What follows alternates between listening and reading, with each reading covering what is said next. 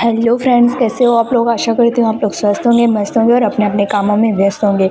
चलो मैं आप लोग को आज रूप चौदस की पूजा विधि के बारे में विशेष ज्ञान देती हूँ और आपको एक अच्छी पूजा विधि के बारे में परिचित कराती हूँ। पहले तो जानते हैं रूप चौदस की विशेष बात क्या है। भविष्य पुराण और पद्म पुराण के अनुसार इस दिन अभंगे यानी तेल मालिश करके औषधीय स्नान करना चाहिए। संध्या काल में यम के लिए दीपदान करना चाहिए। हिंदू कैलेंडर के कार्तिक महीने के कृष्ण पक्ष की चतुर्दश तिथि को रूप चतुर्दशी के रूप में मनाया जाता है। भविष्य पुराण और पद्म पुराण के अनुसार इस दिन सूर्योदय से पहले उठकर अभंगे यानी तेल मालिश कर के औषधीय स्नान करना चाहिए। ऐसा करने से लक्ष्मी जी प्रसन्न होती है, स्वास्थ्य सुख मिलता है, उम्र बढ़ती है और नरक के भय से भी मुक्ति मिल जाती है। वहीं शाम को धर्मराज यम की पूजा और दीपदान करने से अकाल मृत्यु नहीं होती है। अभंग स्नान की विधि। चलो मैं आप लोग को अभंग स्नान की विधि कैसे करें और उसको कैसे अपनाएं, मैं आपको वो बताती हूँ। नरक चतुर्दशी को सूर्योदय से पहले उठकर नहाना चाहिए। सूर्योदय से पहले तिल के तेल की से शरीर पे मालिश करना चाहिए। इसके बाद अपामार्ग का प्रोक्षण यानी अपामार्ग को शरीर पर घुमाना चाहिए। लौकी के टुकड़े और अपामार्ग दोनों को अपने सिर के चारों ओर 7 बार घुमाएं। इसके बाद लौकी और अपामार्ग को घर के दक्षिण दिशा में विसर्जित कर दें। फिर स्नान करना चाहिए। और आपको पद्म पुराण में मैं जो श्लोक बताती हूँ वो आपको बोलना है और इसका अर्थ होता है कि लुम्बी मतलब कि लौकी, हे अपामार्ग, तुम बार बार फिराओ जाते हुए मेरे पापों को दूर करो और मेरी कुबुद्धि को नाश करो।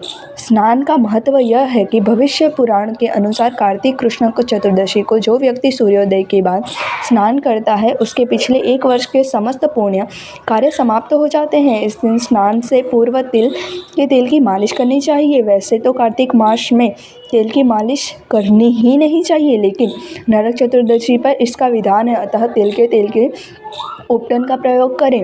नरक चतुर्दशी को तिल के तेल की से लक्ष्मी जी और जल में गंगा जी का निवास माना जाता है। पद्म पुराण में लिखा है कि जो मनुष्य सूर्योदय से पूर्व स्नान करता है वह यमलोक नहीं जाता, अर्थात नरक का भागी भी नहीं होता। इससे रूप बढ़ता है और शरीर स्वस्थ रहता है। नरक चतुर्दशी के दिन सूर्योदय से पहले स्नान करने से मनुष्य नरक के भय से मुक्ति हो जाता है। इसके ही साथ नहाने के बाद सूर्य देव को अर्घ्य अर्पित करना चाहिए। और कैसे करें दीपदान, मैं आप लोग को यह भी बताऊंगी। और यम की पूजन कैसे की जाती है, चलो जानते हैं। यम दीपदान करने के लिए हल्दी मिलाकर गूंथे हुए गेहूं के आटे से बने विशेष दीप का उपयोग करना चाहिए। यम दीपदान प्रदोष काल में करना चाहिए। इसके लिए आटे का एक बड़ा दीपक ले और उसमें स्वच्छ रुई लेकर 2 लंबी बत्तियां रख दे। उन्हें दीपक में एक दूसरे पर आड़ी इस प्रकार रखें कि दीपक के बाहर बत्तियों के 4 मुंह दिखाई दें। अब उसे तिल के तेल में से भर दें और साथ ही उसमें कुछ काले तिल भी डाल दें। इस प्रकार तैयार किए गए दीपक का रोली अक्षत एवं पुष्प को पूजन करें। इसके बाद दक्षिण दिशा की ओर देखते हुए नीचे लिखे गए मंत्र बोलें और मंत्र बोलते हुए 4 मुंह वाले दीपक को खील अथवा गेहूं की ढेर बनाकर उस पर रखें। दीपक रखने के बाद हाथ में फूल लेकर फिर से यह मंत्र बोलते हुए यमदेव को दक्षिण दिशा में नमस्कार करें। इस मंत्र का अर्थ यह होता है कि त्रयोदशी को दीपदान करने से मृत्यु पाश दंडकाल और लक्ष्मी के साथ सूर्यनंदन यम प्रसन्न हो। दीपदान और यम पूजन का महत्व यह है कि कार्तिक माह की चतुर्दश तिथि को धर्मराज यम को प्रसन्न करने के लिए सूर्यास्त के बाद दक्षिण दिशा में यम पूजा और दीपदान करना चाहिए। ऐसा करने से यमराज प्रसन्न होते हैं। यमराज प्रसन्न होकर आरोग्य और लंबी उम्र का आशीर्वाद देते हैं। यम पूजा और दीपदान से कभी अकाल मृत्यु नहीं होती।